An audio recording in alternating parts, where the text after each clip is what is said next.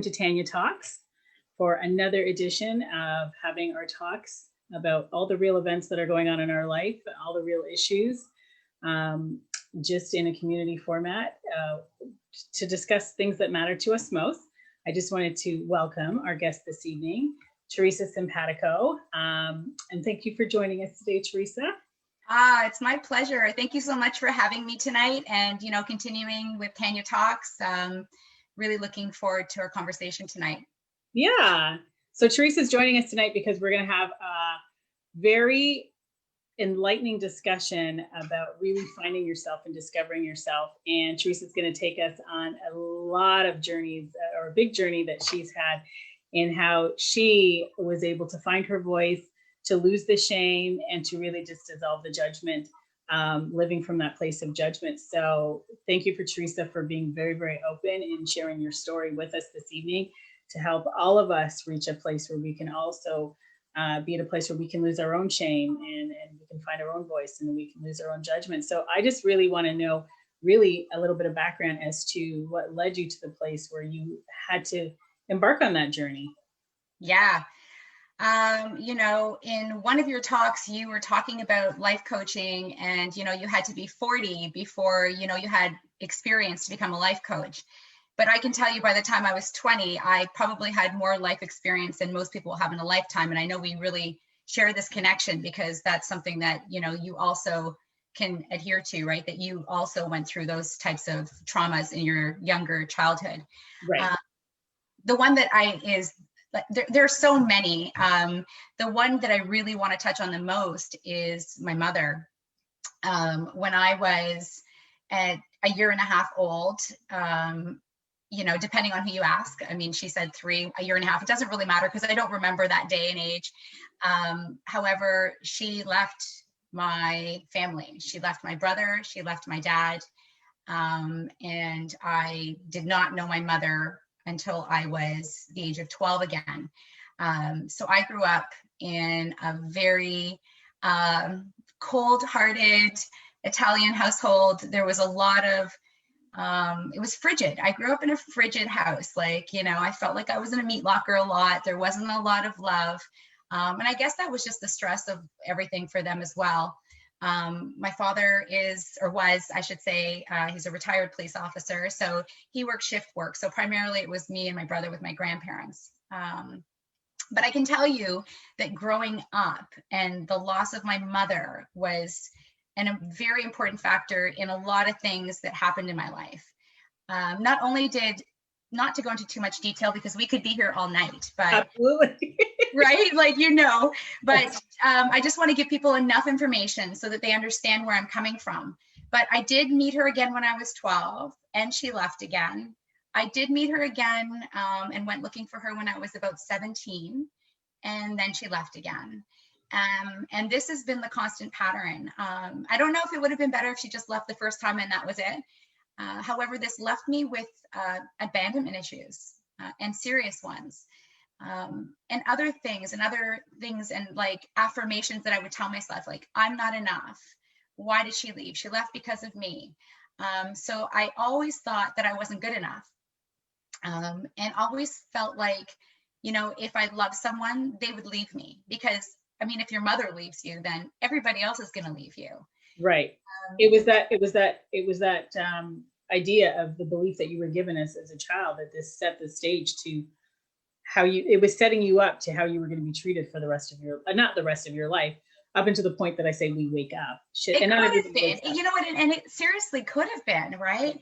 And for me, it took me a long time to recognize these things. And that wasn't the only thing. Like, I had subtle things that happened. And I know that we had discussed some of the things that were said to me, maybe even unintentionally. I believe I told you one that I was sitting at the dinner table with my father and my brother, and he was talking to us, and I had written a test and I got 10 out of 10. What exactly it was on, I can't tell you, but I remember him saying to me that next time I should get 11. So that stuck with me. I don't know why. I don't think he meant it in a negative way. I think he thought that I was, I could always do better maybe, and maybe that was the intention. But for me, and everything is about perception, I just thought that wow, perfect is not good enough. Like I was always trying to be, never mind perfectionist, beyond perfect. And, you know, it's not sustainable. It's impossible. Right. It isn't sustainable. Perfect. It isn't. And it's almost crippling because you do really live from that space that it is never enough. So you're always looking at from the lens in your eyes of there's something wrong. So we're never looking at the moments of celebrating what we're doing. We're actually looking at it from the lens where let's find something wrong with it because it's got to be better. Exactly. And for the longest time, everything I did was, first of all, it's not good enough. What could I do better? And even if it was really good, I was like, no, it's not good enough. And that also stems obviously from, you know, the trauma of my mother leaving and the abandonment. And, you know, it's interesting when you talk about that, because I always say that, you know, your early foundation, it creates what will be, did you live in a stable environment? Because you could be somebody that moved around a lot, but your parents had a grounding within that family cluster that created the stability. Absolutely. But, you know, that stability wasn't there for you. So all of a sudden, and there was nobody there to tell you that, you know, the guidance and the support, and this is what life looked like. And, you know, you're in school going through things, and then all of a sudden there's nobody really to come home and say, sweetie, you know, you don't let people talk to you like that. You don't let people treat you like that. And then you're getting a whole other narrative coming down the pipe where you're not enough. You know, it's not good enough. You need to be perfect. So it's all of a sudden at such a young age, I can only imagine you're like, whoa, I'm totally confused, but all right, I'm going to run with it. Like, this is what it is. Like, you know, I got to be perfect. I got to be this. Okay. This is, you know, we become really hard on ourselves in the process of it. And it becomes our new way of living. But, you know, and it's a lot. I mean, it is a lot. Just that in itself. And, you know, there was other things that I'm not going to go into detail about, but I did suffer abuse a lot of my childhood. And so that in itself as well. And what is wrong with me? So there were, bullying in school. And that was another thing, but there was just so many things compounding in my life. You know, I was a train wreck at points. At points, I wanted to kill myself. I really did. I felt like unloved, not lovable. I just felt like I wasn't enough. I didn't belong. And I felt like I had been through so much. And why did everybody want to hurt me in this way? Right. And why me? And victimized myself for so many years. And, you know, and then I came into so I really want to bring a positive spin to this, because I want people to know that you can face things in your life and you can get through them. I think that's really important, that you can still be standing at the end of it all. Right. But it didn't come easy. And that's another thing. We've also had conversations on healing those traumas. And, you know, my perspective is that we are constantly healing for the rest of our lives. So Theresa and I had this really big debate a couple of weeks ago, and I stood firm in my belief that, you know, we are capable of having true 100% healing. And if I was going to stand for anything in this world, it was going to be 150% that we can have ultimate healing. And, you know, Theresa felt contrary to that we are constantly on a path to healing more deeply, but not 100% arriving. So I, you know, had to submit. I never said it was impossible, right? And my experience, and I'll tell you, like, just the thought of that is really heavy for me to think again, because that's almost like the perfection thing again. Like, I have to entirely heal. Right. Well, I think that for me, it's been about healing slowly and one thing at a time, and finding the tools and the courage to do it. Right. And the courage comes, like, that's really important, because without the courage and some foundation, right? So, you know, like at 39, I was still, I'm in my 40s, but at 39, I had this transition in my life. And I wanted more. I wanted to figure out what I could do to better myself and find myself. And that's kind of cliche, like to find your purpose or whatever, but that wasn't what it was really about. What I really wanted to do was heal myself, right, you know, and feel better about myself. And I realized that it takes work. It takes time. Absolutely. It takes tools. And I guess for me, it was like, you know, it's interesting. And this is where I say that everybody's experience and everybody's perception is different. And gosh, I love the people around me, because this is part of the journey, is respecting where everybody is at. And it's so important for people to know that we can agree to disagree. And we're not even disagreeing. Oh, no. Of course. Is we're supporting each other with where we're at. because I said, it doesn't feel heavy for me to know that I'm completely healed. It actually feels freeing. I'm like, yes, I'm going to Yeah. do this. And, I have a completely different feeling to it. Where I conceded to it was, a couple of days ago after, Theresa and I have wonderful conversations. And I had said to her that something had triggered me. And I said, okay, fine. I'm on a journey to healing. I'm not completely healed with it. And I said, I have to agree with you, and I can flop back and forth. And I love the beauty about this whole doing that work where we are coming into our best and most powerful selves is that it changes along the way. So if you ever hear me say that I believe that we can truly be healed, know that in that moment, I actually believe. And if you want to will it and you want to use positivity in your words, that's a great way to do things. Like that's one of the tools, right? You and I both know that, changing the narrative is really important, right? Changing the words that we use. Right. That's not the first thing that came a lot later to understand that concept. Right. For me, it was about being still and trying to feel what those traumas were, So what point did that start to wake up for you? Like, did it start to wake up for you at 39? Here it is, you go through your whole life going through this. Because, I can imagine that there's so many people out there that, we may have come from a family where we didn't have our type traumas in life, but we came from, a 2-parent family. We had the dinners at the table, but we might have experienced trauma in schools or a teacher or, where did that start to come about, the light bulb come about for you where you're like, this is not true. I just don't know what it looks like, but I can't live my life believing that I'm not enough. I can't live my life being perfect all the time. At what point did you realize that this is not right? Something's wrong. This is not healthy. Well, I can tell you becoming a mom in my 30s was a complete trigger, because how can I be enough and show my daughter that I'm enough, right? Right. If I don't believe those things, she's going to see right through me eventually. Maybe not as a young child, but eventually, like, I want her to see me as a strong woman, someone who, has been through a lot and who is still here. And I want her to understand that we go through things in life.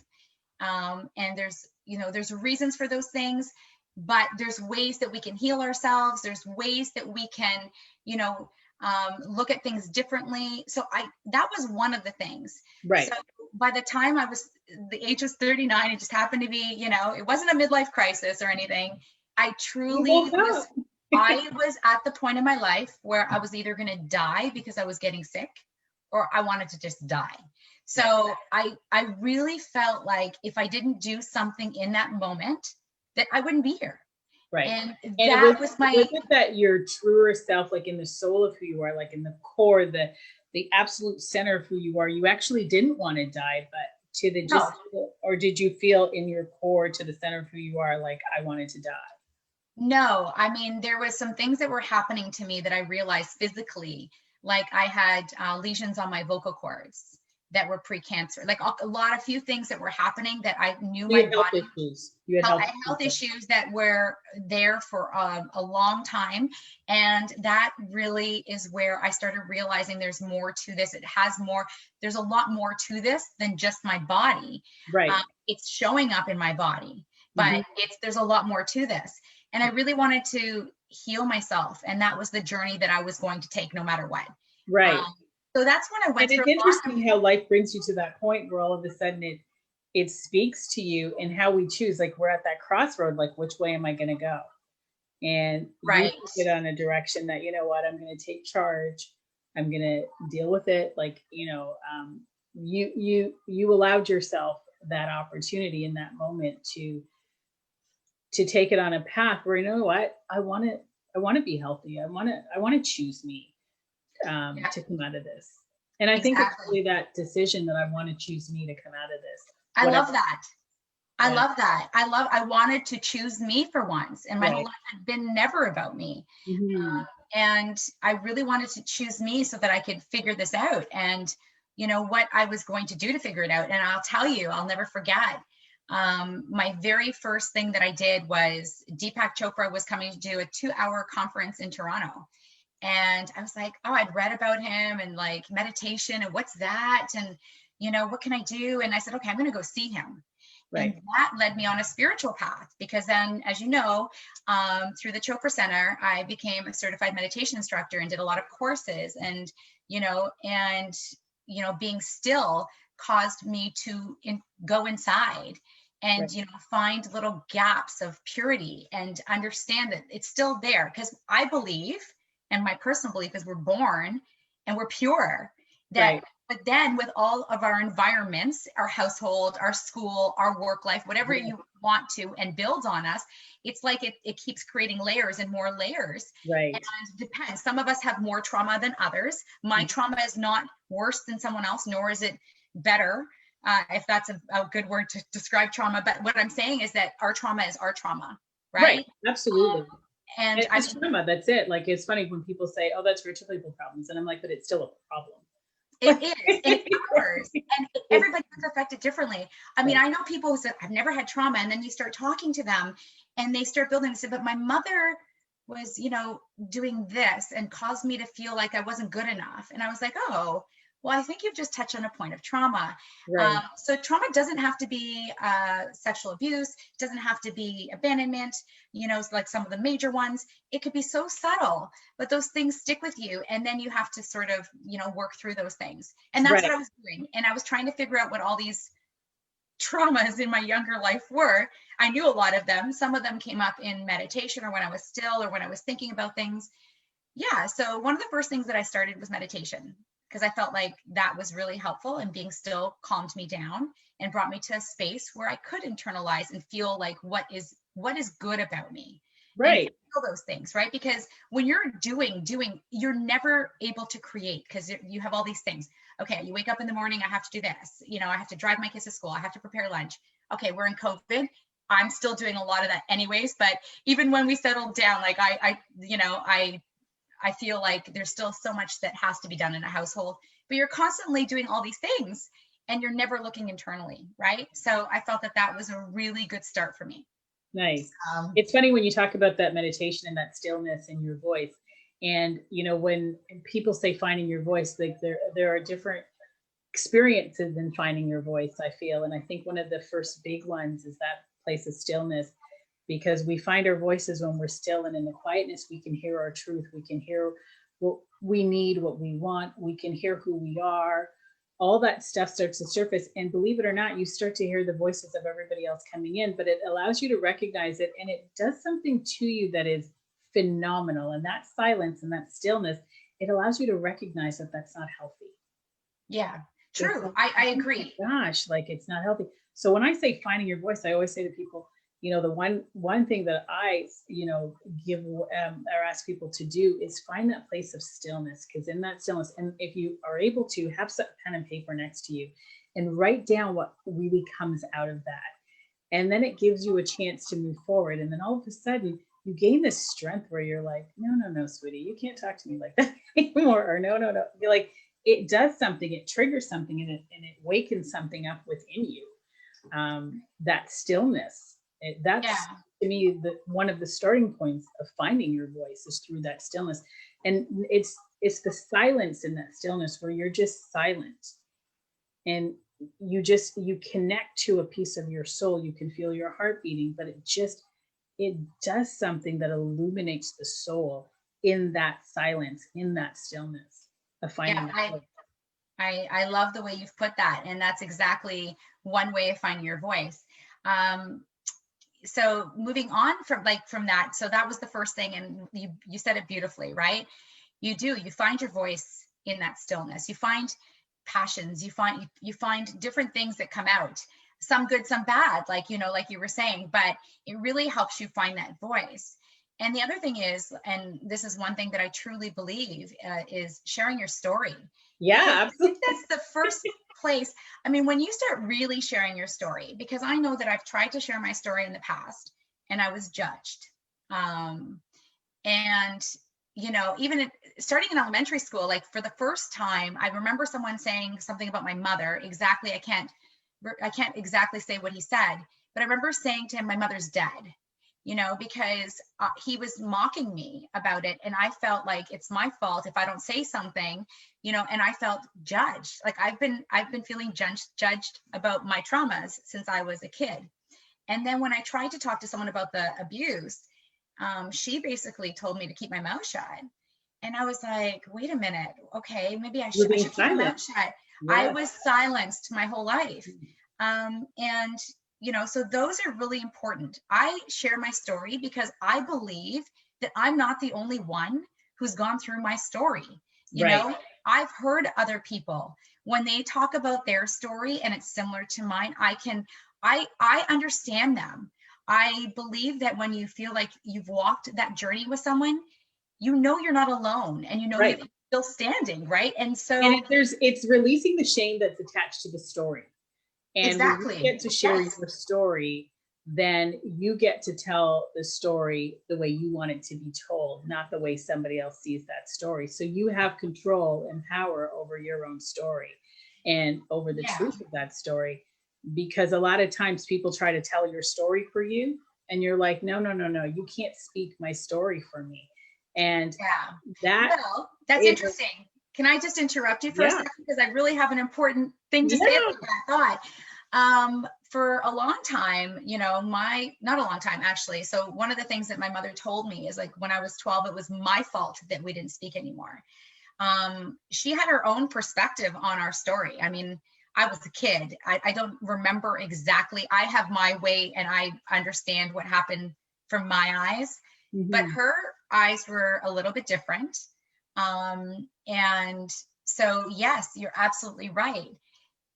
Perspective and perception is different for each individual and how that story happened. Because it's based on your experience. Exactly. Right? Exactly.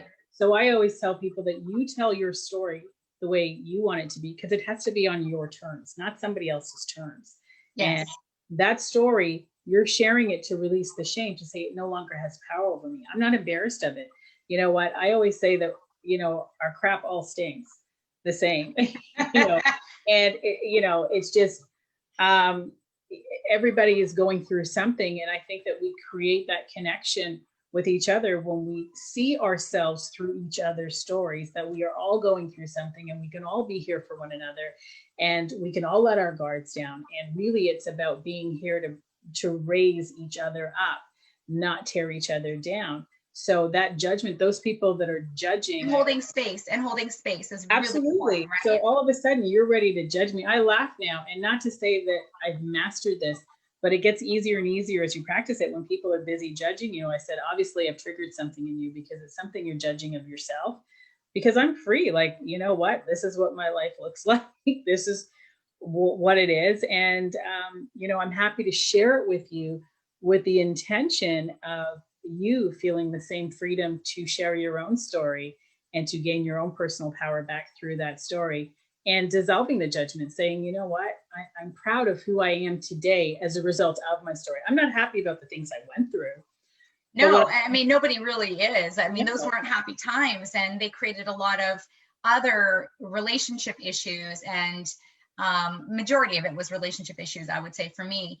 But a lot of other issues, like even physically and how you feel about yourself, and like looking like, and I find that that's a problem. So it was just like a snowball effect that created so many other issues in so many aspects of my life, right? So, but the judgment is, I want to touch on that topic, because I felt, like I was saying, judged my whole life. I felt like I couldn't tell my story or talk about it because people were going to judge me, and people were going to say, or they were going to say that didn't really happen, or they weren't going to believe me, or, or get over it. I love the famous line, Theresa, get over it. Like it happened. Don't you think? Like no one. Well, that's how I felt. But you know how hard stuff like that is to get over. Like it was ingrained. A lot of this is ingrained. Like it's like someone punching you over and over and over. And that bruise is there, for life. Like it doesn't go away because it's so like deep, right? So it's a deep, deep wounds. So judgment and breaking free from the judgment. And that's another thing. So when you start to recognize and you start learning about the individuals that caused you pain in your life, right? I think that's really important. So that was one of the things that started my healing journey. I don't, to this day, I don't talk to my mother. I would have a candid conversation with her. I don't want to say that I feel sorry. I feel bad that we don't have that relationship, but I also, it was necessary. Right. And yes, what I wanted to say, I was getting sidetracked, another thought, but what I really want to say is when we recognize that people are only doing the best that they can with the tools that they have, right? I think that's really important. So, for example, from what I know and what was written to me by my mother, I'm going to share this, is that when she was young, she was basically fostered out by her mother. And I don't know what happened to her mother for her to be like that, but I'm sure it's generational trauma, right? So she just did what her mother did. And when I started recognizing and realizing that, she was only doing the best that she could at those times, that helped. It didn't take it away, but it made me realize that people can only do they can only show up at the capacity of where they're at. They can only exactly. They can only do what they know, right? And we see that all around us all the time, right? With different circumstances. And it allows you not to take things as personally anymore because you realize it's not about you. It's about what the capabilities that they're willing to give you. That you took the words out of my mouth. It's not about you. It's about them. Right. And listen, I want to also say that I'm sure that I have been on the other side of that. Right. I remember one of my friends from grade school telling me that I wasn't so nice to her. And I'm friends with her now. And if she's watching, she'll know who she is. But I remember her saying that to me and I felt really bad and apologized. And I myself may have been that person too at times. Do you know what I mean? Because of all the stuff that I was going through, I may not have even realized, some of the stuff that I was doing as an individual, and nor did I have any tools. I didn't have a lot of guidance, right? So I wasn't sure on how to handle situations. Right. But we may be that person at times too. And I remember her saying that to me, and that I was deeply sorry. I was like, I'm really sorry. I personally don't remember that. But she does. And I was apologetic, and she's a lovely, lovely lady. I was shocked. Right. But I want to say, so we've been on both sides of this, right? And I'm gonna say this, and we can have I'm gonna reserve it and keep it very, very limited, only because we can have an entire segment just on this conversation. Yeah. So the history with Theresa and I is that we, Theresa had an unpleasant experience in high school with a group of girls that I was involved with. And, years later, I met up with Theresa, and I remember thinking, being a part of that group, that I used to feel really bad for her, but I admired her from a distance. And I was just like, wow, she was so brave. And I was mesmerized with how she stood up to these group of girls. And I went up to her, I saw her in a store once, and, Walmart. Yeah, it was Walmart. And, I'm a mom, and I see her from a distance, and I'm like, oh my gosh. And I felt compelled to go up to her and say, do you remember me? I was worried when you came up to me. I was like, oh my goodness. So it's funny because we're both I did not expect what came out of your mouth. Right. And I was so worried because I'm thinking she's probably going to be like, ew, I know you, you were very nice to me, et cetera, et cetera. And I thought to myself, sweetie, I had nothing to do with it. My group wasn't nice to you. I had nothing to do with it, but I wanted to apologize to you on behalf of the group, because it was important for me to let you know that you should have never been treated like that. It was wrong. It was wrong of the group to do that. It wasn't called for. And I felt, so on the flip side, I was exactly Theresa, but on the inside. Yeah, so but I didn't know that. And Theresa doesn't know. No idea. So we're assuming everything along the way. And that's why I felt the need to come correct. And with me being on this journey, I couldn't guarantee that she would heal from it, but at least I would know that I did something to work to change the course of that action. To better it, right? Absolutely. What? I'm sorry that happened to you. It sucked. This is the other side of it. I was on the inside of it, but on the inside. Yeah, which is out of that, it's like being in an abusive relationship. It's like, how do you come out of that situation? So it's just very interesting. And I think the bigger piece of this dissolving the judgment aspect of it is when you talk about your mom and understanding the whole other side of it, it softens us to have compassion, to understand it's not about us. the key to it, and then it gives us a place to come to a place of forgiveness. We may Right. not have a relationship with that individual, but it teaches us to come from a place of forgiveness. The next step to that, which I think is one of the bigger steps in forgiveness, and when we get to the step, we realize forgiving the person is easier. Forgiving ourselves for being in that situation, that is a huge component of it. Forgiving, I'm the terminology that you use there, forgiving ourselves for being in that situation. I'm not sure that resonates like with I know you, what right? you mean. I know what you mean, but I forgive myself for blaming myself. Is that There what you we go. mean? So right, we can't. Okay. Yes. So we can't look at it from the perspective of like, you know, we were in the situation, we forgive ourselves. Yes, we didn't cause being in the situation. Right. Okay, that's what you meant. Okay. Yes. And then what we have to do at the same time is we now have to learn how to trust ourselves moving forward, that when we're in situations that we know how to take care of ourselves. And Absolutely. that's another component. And it sounds like, you know, a lot of times, I think I said in the last conversation that I had, a lot of this stuff sounds easy, but it's so subtle when you're used to living this way. It's just a part of your life. So it takes a tremendous amount of awareness to recognize that it's still existing and you got to put a stop to it. Right. No, I totally agree with that. Forgiveness and forgiving ourselves. I totally agree. The things that I've been through and then always blaming myself. Right. I totally agree. Like I finally came to terms with none of this was about me. Right. None of it. All of the stuff that people did to me was not about me. Right. And it really had to do with them. It took me a long time to get there, but I do truly believe that. And I forgive those people that caused me that type of pain. Right. Right. But I think that that's really important, right? That's another thing that really started me on my healing journey, is recognizing that in people, recognizing that they were just doing their best with the tools that they had. Right. So that's the next step. So I started with the meditation, then started learning about judgment and, you know, and why was I looking at them a certain way when I didn't really know why they were acting the way they were acting. And when I started learning more about it, then I understood them. And I see that in everybody. I understand that when someone says something, that they're only doing the best that they can in the moment, right? And it also at the same time, like, it's funny because as much as we recognize it, it doesn't excuse us to stay in the situation. So that was hard for me at the very beginning. It was pretty challenging for me in the very beginning, because all of a sudden you feel this sigh of relief and you feel this like weight lifted off, that you understand that A, you no longer have to be the victim to the situation. B, you understand the situation, like you understand the whys, you understand everybody's stories. You start to make sense. Like it starts, all those pieces of the puzzle start to come together and things start to make sense. And then the defining moment is, do I have to stay in this situation? That's really important. Right. Do I have, just because I have empathy and compassion and understanding, you know, do I need to sit in this situation? And oftentimes, no. I think you have to weigh off what the relationship means to you, whether it's worth salvaging. Can you exist? Is the person willing to, you know, to have the discussion and be accountable for it? I think that accountability is huge.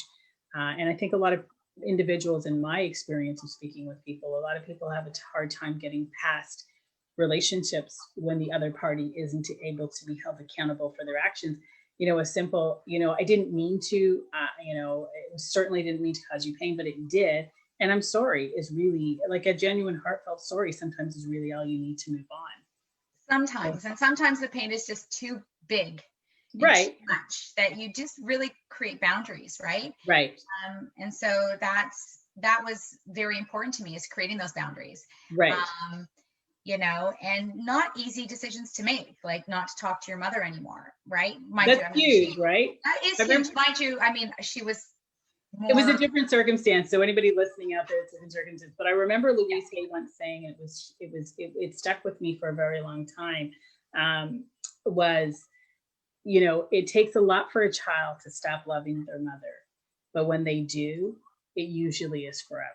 And I don't know what's in that. I don't know how true that is, but you know, it takes a long time to get there.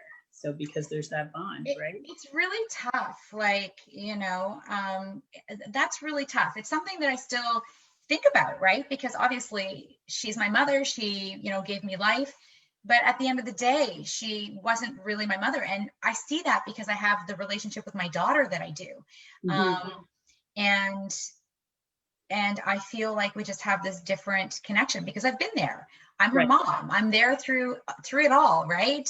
So how did it reshape you, like all this, going through all this, and now becoming a mom, and now identifying with all these things? How did it shape your decisions moving forward, to mother and be there and show up for your daughter? Yeah. Well, I wouldn't have it any other way. Here I am. I don't want to judge. I just myself, I can't even, I don't know what I would do. I just can't see myself doing what has happened in the past generationally in my family to my own daughter. Right. The time that I leave her is the time that I leave this earth, and that's another part of why I wanted to heal, because I wanted to be here, because it was like my body was going to leave anyways, and I didn't want to do that. So that was really important, right? It reshaped me. It redefined, what I thought was important, right? So as far as not having the mother, I can't fathom it, to be honest, in my relationship with my daughter. That connection, that bond is something that's, and maybe because I didn't have it, I'm not sure.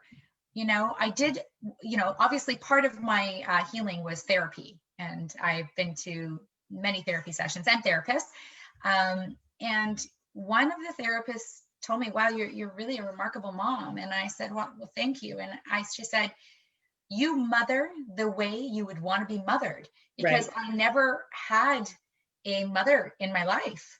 Right. So I do, and I think I do. And sometimes that might be over the top because I don't really know what it looks like. Maybe, I don't know what it looks like because I never had it. Right. And I got to say, like, out of, I haven't shared it up until this point, but for myself, even, coming from a background where generationally, my grandmother wasn't raised by her mother. She was orphaned. My mother wasn't raised by her mother. My father wasn't raised by his mother. My sister and I weren't raised by our mother. And it was just like this whole generational thing going on. And it was everybody just looking for love, but not knowing how to give it, because it wasn't deposited into them, which you can see, the craving, that the characteristics of cravings that each individual person required in my family by not having a mother raise them. I don't know how to bring the fathers into the pictures, but I can only speak from the motherhood aspect of it. So all of a sudden becoming a mother for me was, yes, you were correct, that you start to mother from a place of what you felt you needed as a mother, or who you wanted a mother to be, to show up to be. You start to become exactly that. And then your kids look at you and they're like, would you stop smothering me? Yeah, I know. So it's a whole other dynamic, it's right? a whole other dynamic. And, maybe our daughters will also have mother issues. I'm not sure, right? But, like I said, we do the best that we can with the tools that we have, right? Including ourselves, that are constantly, for me, I'll speak for myself, that is constantly trying to heal myself. But then there was other tools that I found that were really helpful, like positive affirmations. So changing the words. I'm not enough. No, I am enough. Good morning, beautiful. Like, I'm beautiful. Right. I am, all these positive affirmations that I think are really important. Just like, abusers do to the people that they're abusing, often they'll tell them over and over and over again, you're stupid, you're stupid, you're stupid. Well, eventually you start to believe that you're stupid, right? Right. But positive affirmations, like, I feel like that's really helped a lot. I even had a ring at one point that said, I am enough, and I looked down and it was engraved and it said, I am enough. Right. And I felt like I am enough. I am enough. Mm-hmm. And I, that's the biggest one for me, was the biggest one that I had a stumbling block like for many years. Mm-hmm. Even doing the work and understanding, I still never felt like I was enough. But today I stand here and I know that I'm enough, right? Congratulations. Yeah, right. And I feel, and you are enough. I know you, and you are enough. And she's a beautiful soul, and she shows up the way she would want everybody to show up for her, with great support and love. And she's very thoughtful, and I can give a rap sheet. Aw, thanks, Tanya. Ditto, by the way. I feel the same way about you. I feel like I feel like that's really important. So positive affirmations, like it's not just about like, there's other things that you can do to build those. It's not easy. The journey is not easy. And that's the thing that when we're talking about healing, right? When you were saying like, oh, of course someone can completely heal themselves, but that journey is so long. Can someone get there? I mean, like I said, it's possible, right? But for me, I feel like it's constant. There's things that come up. And, you know, like I said, there's times today where I have to say, yes, I'm enough. I'm enough. I do feel I'm enough, but there's still moments where things happen and I'm like, why do I feel like that right now? Oh, I know why. Right. And I have to change it. I have to change the words and change how I'm feeling in that moment. Right. Right. And I found, in addition to the affirmations, I found that when I started to wake up, so I don't know if you experienced this, but once I started to wake up to all that and identifying with what, you know, was being told to me of who I am, and, you know, I didn't have good hair and my skin color something was wrong with it, being multiracial. Like there was always a problem with me. And, you know, and then not being able to be anchored in a unit, you know, it was always ups and downs and a lot of turns in my life. So there was never any stability. And all of a sudden I got older one day and I looked at the peers around me and they mirrored that environment. They weren't very supportive. They weren't very uplifting. And I had to make a decision that as I was going through this transformation, identify with who I wanted to surround myself with, the type of people I wanted to surround myself with, which reflected the acceptance of who I had accepted myself to be at that moment. And I thought that was huge, because then it kept those affirmations alive, where it was like, now I'm saying these affirmations, but along with the affirmations, it's being mirrored in my actual environment, relationally with friends and social settings, etc. Absolutely. And I feel like that's a frequency thing, right? You know, like if we want to talk a little bit about frequency and being on that same frequency, like when you give, I truly believe that when you give something, you get it back, right? So if you're giving positivity and you're giving love, you're going to get that back, right? So I feel that's so important. So where does that begin? So let me ask you this. This is our talk. Like, this is real talk when we have behind the scenes. It's like, okay, where do we get that? Are we getting that from ourselves? Are we giving ourselves positivity first, or are we giving it to them first? Because for me, good question. Well, because I kind of feel like when you give it to yourself first, you're radiating on that frequency from an inner place. So I believe it starts internally. I believe totally. So you've got your affirmation now going on, and you're like, I'm enough, and you feel it in the whole, you know, place of your being. I'm enough, and it feels great. And you just radiate that, and all of a sudden, as that echoes out into the world, all of a sudden that energy comes to you, and all these people are flooding towards you. You're enough, and you're like, woohoo, yes, I am. You're right. You know, I truly believe that, you know, I don't think you can give something if you don't feel it. Right. You know, and I think that goes with anything. If you don't feel abundant, you can't give financially, or you can't give monetary, right? I feel like if you don't feel love for yourself, that you can't give that. So I really believe it does start internally. Not to say that you can't give that without feeling it as well. I just don't think that it reciprocates the same way for some reason. Right. I really believe that, you know, it takes some work. Like I believe that people can still find love even though they don't love themselves. I know that's what they say, you know, you need to love yourself before anyone else can love you, or whatever. And there's truth, but it's hard to really tap into. I remember going through a transformation after having kids, and, you know, for all you women out there and all you mothers, for you got women that bounce back, I love you. God bless you. That wasn't my journey. I didn't bounce back. You know, elastic pants were wonderful for me. And I remember thinking, you know, you're already like a new mom. I had my kids back to back. So here it is. I'm with 2 small kids, and you're going through all these changes. And I remember thinking to myself, it was so easy to just go to the fat clothes for me. And I hate using the word because I don't like that word. So, but anyways, the clothes that didn't make me feel good. How's that? Yeah. And it just made me feel worse about myself. And I really started to attract situations in my life that just confirmed how bad I was feeling in the moment. And that light bulb moment for me, when I went into my closet and I said, enough is enough. And it has to hurt you enough to say that you're willing to make that change. And all of a sudden I ripped out all the elastic pants, anything that represented me looking terrible, and I threw it out. And I was like, what are you doing? Like, are you crazy? Like, Yeah. and so on those days where I didn't feel good, I had no choice but to make myself look presentable. And then through that transfer, like it was forcing myself to create this change. And through that change, all of a sudden, I started to feel better about myself because I forced myself into a situation to have to take care of myself. You made a change. Right. We talk about, so something that is really interesting too, and I like this, the segue into this, is that, we have certain emotions and feelings from our past. We are so comfortable there. That's another thing that I recognized, that I was so comfortable being her, and the person that wasn't enough, and the person who did everything for everyone, but never, never had anything happen for her, all these things. And, and that was my journey. That's who I was like. And I thought it was your identity. That was my identity. That was my personality. That's who I was. That's, and that was firm, and that was it, because that's the way my life was supposed to be. And then I was like, no, that can't be my life. Right. I know, so I had to change, I had to change it. I had to change what I thought. I had to change my feelings about certain things. And that's really important, because when you can make those changes and change how you feel about yourself, then other changes happen, like completely around you, right? Your relationships change, your work experiences change, every dynamic in your life changes. Absolutely. It's so funny about that topic when you say that, like, that whole identity aspect of it and everything changes around you.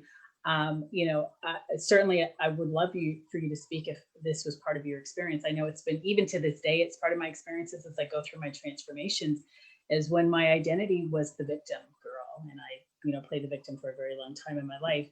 When my identity became that, and I was like, okay, it's tired for me. I'm tired of being the victim, and it's time for me to take responsibility and change and take action and take control and charge of my life. I remember thinking to myself, like, wow, I've spent my whole life talking to people about being the victim. So what do I talk about now? And I had nothing to say because I was no longer the victim. It's like, rewrite our story. So right. So all of a sudden, we're rewriting our story. Victimized, though. I mean, yeah, of course you're victimized. Like, and anyone who's gone through any, sort of traumas in their life are victim. Of course, like at times, I mean, I spent a good portion of my life victimizing myself too. Right. And sometimes we can stand there a little bit too longer than we need to. Yeah. And it is comfortable to stay there. You are absolutely correct when you say that. That is so comfortable to stay there, but we don't do ourselves any service by staying there. And I think that's the key that I want to encourage people, is that we actually, it suppresses what our capabilities and our possibilities, and it suppresses the opportunities that we can create before us. So out of my own life, just by changing that narrative and recreating a new story, or I'm not even sure if I would say creating a story versus coming into the truth of who you are. When you still yourself and you silence yourself in that truth, it's really just, it's living from that space. It empowers you. And that's really what most people, what we're looking to achieve, is we want to gain that personal power back, and we want to feel good about ourselves. So I think it's very interesting when you talk about that identity piece, because it's like, okay, well, now what do I say? Who do I, like, who am I? Theresa, right. It's like, okay, now I call Theresa, and it's like, okay, Theresa, well, how's it going, Tan? It's going good. We have, I mean, I can't even imagine a conversation like that with you, to be honest, because well, yes, I know. Mine's more about the discovery. Guess what just happened? I just had a light bulb moment. Guess what? Remember last week? So I love progression. I love, I'm a results-oriented person, and I really like hearing people's progressive stories of how they're, opening up in their soul and really just discovering things about themselves. They're just phenomenal. So, feel free to write me and share your stories. And I'd love for you to be a guest on the show. But yeah, it's nice. It's nice when you get to that place where you just get to create what you want. So what, when you're looking at Theresa from the place of who you are now, what are some of the highlight moments that you felt that, wow, like, this is my new powerful self that I've come into? And Well, the honest answer is it weans and wanes, right? Like I said to you. So, I mean, yes, I feel so, like, if you ask me, do I feel better as a person today than I did 20 years ago, 10 years ago, a day ago? I'm going to tell you, yes. There are good days and bad days with everything. And like I said, there's stuff that comes up that triggers me, and I'm not denying it. But when it does, I try to sit there and try to change my way of doing things. So if something happens, I don't like it, how can I change that so it doesn't result in the same way it did last time? Because I right, know that some triggers that happen are, they trigger me. They may not trigger everybody based on my past life experiences, right? Now, this current life, but my younger life experiences. I don't want to go to past lives. But I just feel like it weans and wanes. But I feel like when I was reaching that point in my life where it was either do or die, I really felt do or die. Mhm.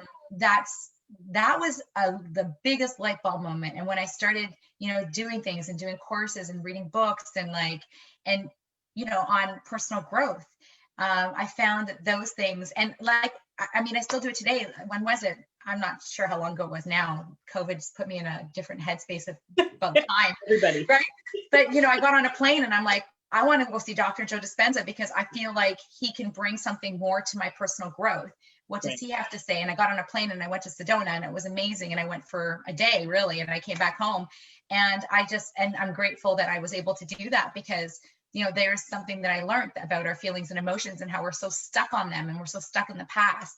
And that was another huge breakthrough for But me. you know what I'm going to do? I'm going to invite you back so that we can have a discussion of how we, from Joe Dispenza, how Yeah. we can dissolve of that person and really step into this person. And I think that that's the cornerstone in the simplified way of Joe Dispenza's work is, stepping into and living in the reality of over here and not over here. And that is Yeah. a very challenging place for a lot of human beings to be. Not that it's not achievable. It takes a consistent amount of work. It takes work, and that's the thing. It just doesn't happen. So like when you asked me a light bulb moment, well, there's not really one. There are several, and there are several where the light went dim in the journey, right? And But I that's like what it is. the It's a journey, transparency in that is that you're not saying it was all a bed of roses. It was like there were and some it's not. to it, right? So, and it's important that we recognize that there are going to be dim lights to it, but keep going, keep going. Absolutely. Like everybody has to recognize that there is a light that shines inside of them. And I really believe that there's goodness in everyone. Mm-hmm. Another conversation that we had recently, right? Right. I really believe that. I believe that, like I said, I think we're really like born pure and we just have all this stuff compounding over time. It could be all these subtle things and all these little things or these major events. But I really believe that we can get through it by, using some of those positive things and Right. creating more narratives that are positive, using positive words, positive affirmations, sitting still with ourselves so that we can go back to who we know we are. Right. So And those laughing at ourselves too. Like at some moments we laugh at ourselves and we're like, oh gosh, really? Yeah. I've had many moments in my life where I'm like, okay. And I'm like, why didn't you tell me? And Yeah. I love you that much that I just had to let you be you and just pray that one day it would, I'm grateful for the people that have stood in my life and saw past all of that stuff and just really. Oh, me too, because it hasn't always been a bed of roses. Like I said, we've also been on the other end of that, right? Right. And yeah, and I really like in my life, I just want to be the best version of myself. I want to like emit love as much as possible. That's really important to me. Kindness, I think, is so important, especially today. It always is kindness has always been really important to me. But I mean, especially with COVID and everything going on, I just think the world needs some brightness and some love and some laughter and joy. And honestly, that's what I want to bring to, life of people. So, right. So COVID has also been a struggle, and not because I'm not busy, because I feel like it's a whirlwind around here, but, the struggle for me is connection. Right. I feel isolated when I'm not isolated. Like I I know that was also one, I think, that was on your show about Well, COVID. say that. I'm going to say. Yeah, I'm going to say that, but I just wanted to get to you to say like those, like, and those are some triggers for me too, because I really love personal connection, and that's just because that's how I've grown as an individual. I didn't have a lot of personal connection when I was young, and as I got older, I recognized how important that was to me. So I'm just saying that COVID has some triggers as well, and that's what I mean. We're never going to get. I shouldn't say never. I hate to use strong words like that. It's difficult to get rid of the triggers that are going to pop up. Right. It takes a lot of work. We got a few more minutes left, and I'm going to let you guys know that Theresa will be joining us tomorrow evening as well, as part of our panel lineup of part 2 of what is happening with COVID, how are we feeling with COVID. I'm going to ask if you guys will all follow and subscribe on Instagram at Tanya Talks 4 and on Facebook, Tanya Talks. You'll also visit the website at www.tanyatalks.ca. And we will have this tomorrow. Theresa will be joining us on tomorrow for a segment on the panel discussion on what are we feeling during COVID. And we will also join us on Friday at 9:30 in the morning, where we will have Abdul Al-Janabi joining us on the decision. So that'll be a very interesting one on the decision. Are you in or are you out? So subscribe and like and enjoy our conversation today right here on Tanya Talks. You can also find me on YouTube under Tanya Ricketts as well. All right, Theresa, awesome. Thank you. My pleasure. Thank you for having this conversation. We have a lot more to talk about. I think we should do a part 2 at some point, maybe delve deeper. But yeah, I really enjoyed this conversation, as I normally do with you, Tanya. So well, Theresa and many people you will hear come out and say we can be hours on the phone, because I love anything that is in the sphere of enlightenment and growth and spirituality and energy and all that fun stuff. And I call it fun. I say, guys, let's have fun doing this. If we got to do the work, and it is work, let's have fun doing it and enroll everybody in your camp to have fun with you doing it, because it is a beautiful work. It is amazing work. And, let's get the more people we can get on board doing this fun, amazing, inspiring work. It's just, this world will start to transform into something that we could have never imagined. I agree. Yeah, it's I love that. I absolutely love that. I love you. I love you too. Thank you for the talk. Yes, take care, everyone. Good night. Good night, everyone.